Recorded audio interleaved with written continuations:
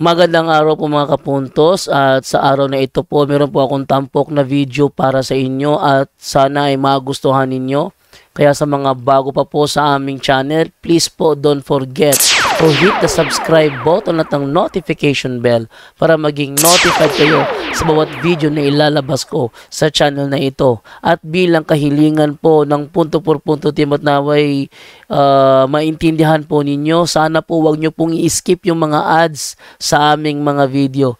Sa maliit na bagay na po na yan, malaking tulong po yan sa ating programa at sa ating ministry. Sana po maunawaan po ninyo. Maraming salamat po, kaya wag na po natin patagalin. Simulan na po natin.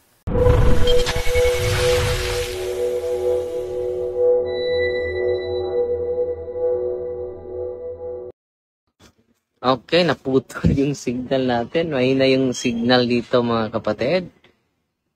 Tingnan natin kung okay ba itong signal natin ngayon. Okay na Bert Kaloy? Kagabi may dialogue si Bert Kaloy na maganda. Dito Bert Kaloy. Okay dito yung signal, no? So kagabi may dialogue si Brother Kaloy dahil lagi silang nagda-dialogue ni Pastor Prissy Sally, no? Meron akong membro si Pastor Prissy? Sa tingin ko, Pads, parang hindi naman pastor yan si Pastor Prissy. Pastor Prissy.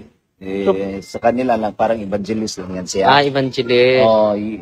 Ang problema lang sa kanya, pag katoliko yung kaharap niya, katoliko na rin siya. Pero sa totoo, ay nandyan po siya sa... Mag-camouflage pala siya. Oo.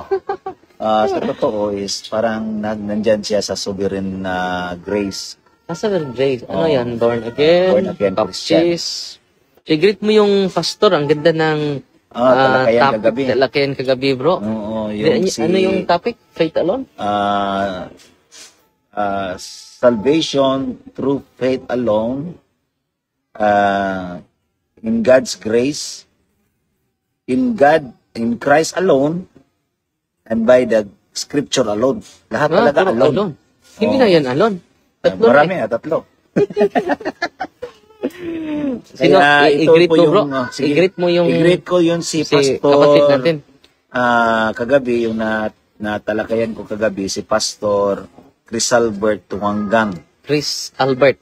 Chris Albert. Ito po ay isang pastor. Pastor talaga siya. Pastor siya, padre. Sabi niya, nagdadala po siya ng... nagsisiwalat po siya ng salita ng Diyos. Kaya, pastor siya. Pwede din siyang pastor. Sino na? Pwedeng pastor, pwede din hindi. Pwede hindi. Pero parang hindi niya specifically na isinasabi na pastor talaga siya. Pero yung pagtanong ko sa kanya, ikaw po ba ay pastor siya? Gano'n na nga. Gano'n na nga. Hindi siya. Gano'n na nga. Sige, pastor na lang. Pastor na lang. So, tawagin natin pastor. Tapos, ang sabi niya, padre, is yung Baptist daw, sabi ko yun, kasi yung kasama sila ni Brother Pastor Rian Puentes nung kayo ay nagtalakayan. Kasama doon siya doon. Baptist siguro so, siya. nagtanong ako sa kanya kung Baptist ba siya. Pero ang sabi niya, yan, yung mungo naman siya, tapos sabi niya, hindi lang niya sasabihin kung specific na saan siya sa Baptist Church. Kinahiya niya. Kinahiya niya. So maraming nag-comment kagabi na parang kinahiya niya yung relihiyon niya. Kung saan siya nasakop. Pero gandang talata mo, bro, no? Yung Pilipos. Yung Pilipos, ang ganda doon, padre, kaya yung Pilipos, sabi niya na faith alone lang, yung pananampalataya lamang, wala nang iba. Pero yun ang posisyon niya. Ni Pastor Pero pag Albert. yung ni Chris Albert, yun ang talagang parang yun ang pagbarog, no? Pero pag sabi ko dito sa talakayan namin kagabi, yung Philippians. Chapter 1, verse 29 ba yan? 1:29. Ganda ng talata na yan, bro. Sabi dito, basahin natin.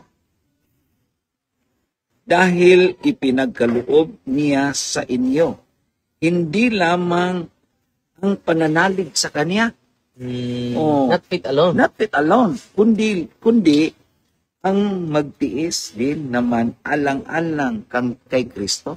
So, kailangan din natin sakripisyo. magtiis, isakripisyo natin yung faith Ang natin. ganda ng talatang Oh. yan, bro, no? So, ang tanong ko sa kanya, itong nababasa natin dito, ito ba ay faith alone o hindi lamang Faith alone. faith alone? Ang sabi niya, hindi ko tuloy sa itong Pinang-ayunan niya. sinang-ayunan niya. Hindi siya nagnegative ng sa kanyang isipan na dahil ito po ay salita ng Diyos. Ang So ganda, ano no? po ba ang Okay, bumalik na, bro. ang ganda talaga ang sinabi ni Apostle Paul, ni San Pablo. Pakikibakang nakita ninyong ginagawa ko noon. Ay, At nababalat- 1919 padre. 29? 29. Hmm.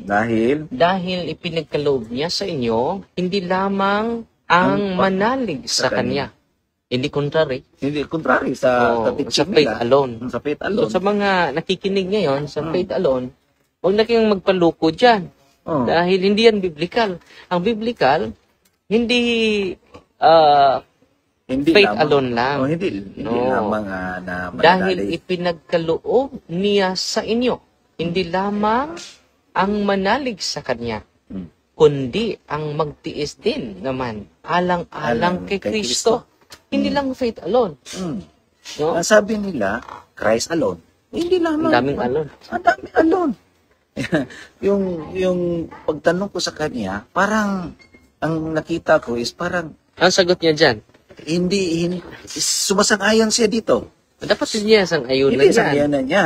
Contradiction yan eh. Yang sabi ko sa kanya, doon sa Deuteronomy chapter 4 verse 2, na ang magdagdag ng kasulatan at magbawas niini ay may parusang ibibigay ang Panginoon sa atin. Yeah. Kaya, ang tanong ko sa kanya, sino ba ang nagdagdag ng faith alone? Alone. Na may alone ang Biblia. Sino nagdagdag? Sino ang yan? nagdagdag niyan? Anong sagot niya? Ang sagot niya, hindi kami ang nagdagdag, kundi sino? Hindi siya sumasagot. Hindi siya sumasagot. Kaya yung ako na ang nag-negative stand, binigay ko sa kanya kung saan galing ang faith alone na teaching. Mm-mm. So, dito pa lang sa mga Protestant Sa Reformation, history na yan. ang history na yan. Galing po sa mga Protestant Reformation kay Martin Luther. Martin Luther Mm. noong 16th century. Kaya may 16th century. Bago lang. bago pa. Hindi pala apostolic teaching yun. Hindi.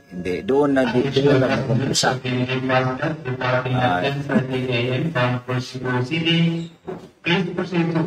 Minaw dahil si Ami Nailga, bro, sa imong live. Naminaw siya. Ang ganda talaga ng talakayan at ang pinakamabait yung pastor kagabi na marap sa akin. Akala ko mayroon siyang kaalaman patungkol dito.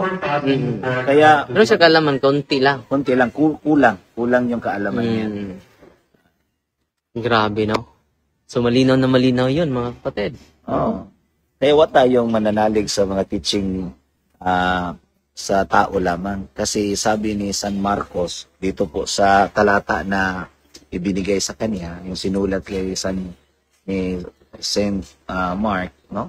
Dito sa chapter 7, verse 8 at saka 9, sabi dito, winawalang kabuluhan ninyo ang utos ng Diyos at ang sinunod ninyo'y mga katuruan ng tao. Sabi pa ni Jesus, ang gagaling ninyo para lamang masunod ang inyong mga tradisyon. Pinapapawalang bisa ninyo ang utos ng Diyos. So, may katuruan pala na galing sa tao. Hindi po secret tradition. Hindi nakasalalay sa Hindi mga apostol. nakasalalay sa mga apostol. Kaya ang problema dito, Sila talaga ang sila ang dyan. natamaan dito. Na dahil yung paniniwala, nilagyan nila ng faith alone. Oh. Faith Dinagdagan ng alone, Bible alone, Christ alone. Pero dito sa Aboarding talakayan na natin, klaro. Malinaw na malinaw, Brad Kaloy. Yung nga, Padre. So, bibong-bibo yung talakayan kagabi with Brother Kaloy. Yan ang isa sa mga kinakailangan. Hindi para manalo sa debate, kundi mabigyang linaw ang mga doktrina na sinasaway nila. So, punta na to. Opa, ato? Ano? Asa man ato? Kada? Muna sakyan na to? Apas ka? Akan hindi ay? Oh. Hello, bro. Atong kuan, oh. Hello, bro. Bro. So, ni anta, sakay na ta mga igsoon. See you, Sugbo. Uy, lubog kayo ang dagat, bay. O, apil, Brad, inyong pagbiyahe, amping mo, Brad, sa inyong pagbiyahe, o pag-ari. Sa isaw niya, Pat. Oh, nag-post naman ko, alas 7 sa gabi, no? Ito nang i-share about the beauty about indulgence, mga kapatid. Muna po, ano? Unas. Kuyog ni. Sa bag ni mo, padala. So, salamat kayo mag-isuon. Mo ni ang pantalan sa Chibigan. Okay. Badakan, hindot na tayo. No? Sabi na kunawa na ka doon. Si Maria Lorna Siga. Salamat po, igsuon. Si Cynthia Paraguya. Father, galumba mi sa akong banag send nimo og star. Have a blessed day from Santiago, California. Salamat po sa generosity, kapatid. Nagpadala sa atin ng 200 stars. Sheila Love, please include me in your Holy Mass later. Salamat much and amping. Salamat, Sheila Love. Nagpadala sa atin ng 300 stars. At si Malak Ganel. Nagpadala sa atin ng 100 stars. So, kita ninyo mga kapatid na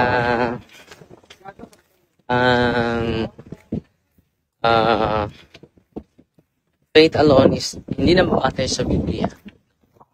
Philippians chapter 1 verse 29. Yan po makapagbigay linaw sa ating lahat. So, dami nang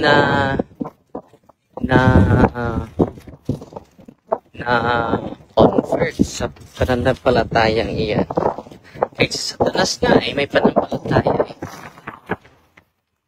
May ligtas din si Satanas sa Santiago 2:19.